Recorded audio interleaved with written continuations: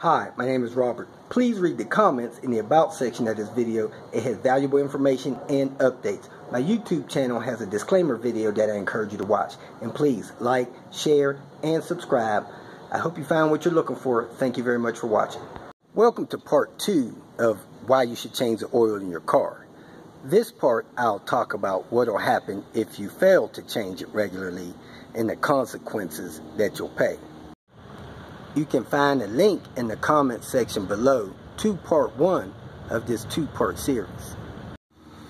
If you fail to change the oil in your car engine regularly, there's a few things that'll happen and you'll pay the consequences sometime sooner than later. A lot of these combustionable engines are designed to last 3, 4, 500,000 miles. Some even last much longer than that. But if you fail to change the oil in them, they're going to fail a lot sooner than they should. One of the first things that happens when you fail to change the oil as recommended by the manufacturer is the additives that is in the oil that you put inside the engine will wear away and dissipate. As they dissipate, the oil viscosity changes. So instead of the engine oil being a 520 or a 10W30, that viscosity may change to be something along the lines of a 30W50 or a 30W70. As that oil thickens, it doesn't flow through the ports and channels and canals and small holes that are designed to allow oil to flow through the moving parts of the engine. For example, you have bearings, you have lifters, you have all these moving parts in the car that the oil flows through, and some of these channels are very small holes. As the oil thickens, it has a harder time flowing through there, and that will reduce the oil flow to critical moving parts inside the engine. Here is the underside of that cam cover you see on top of my car's engine. As you can see, there's little holes that oil has to flow through. There's little ports and channels that oil flows through. As the oil thickens, its ability to flow through those channels and hit those moving parts may be dramatically reduced. As that's reduced, the engine will also begin to build sludge in different ports and channels and pockets and places inside the engine, and that sludge will cause a lack of oil flow and filtration as well. So the biggest thing is the lack of proper oil flow through the engine, which will cause rapid wear. Another thing that will happen is the oil conditioners that's in the oil that you put in your engine will dissipate.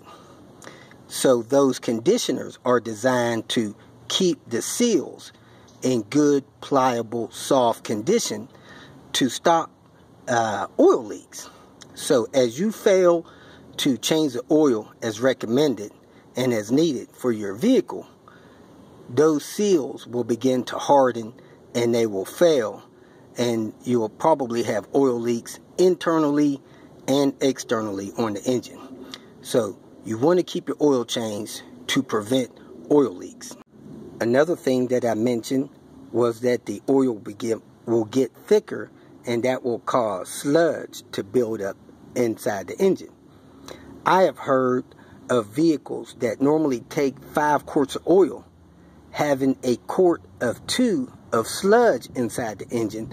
So instead of it filtering 5 quarts of oil, it's now only filtering 3 quarts. When they drain the engine, only 3 quarts come out. They put 3 quarts back, and the engine has less oil actually flowing through it.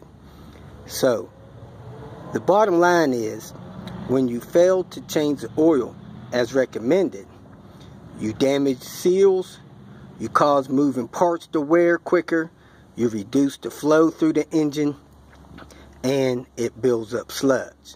Now, as an engine wears, the moving parts, it'll start to wear out things like your bearings, that's around your crank, your pistons, walls, sleeves, and rings on the pistons. And as those things wear out, it actually causes pressure inside the engine to build in places that it shouldn't be. An example of that is your piston sleeves and your piston rings. If the engine is not properly lubricated and those rings around the pistons wear, combustion gases that is designed to stay on top of the pistons and cause the proper combustion and firing of the engine will allow that combustion air to slip by the piston rings and build pressure inside the lower part of the engine.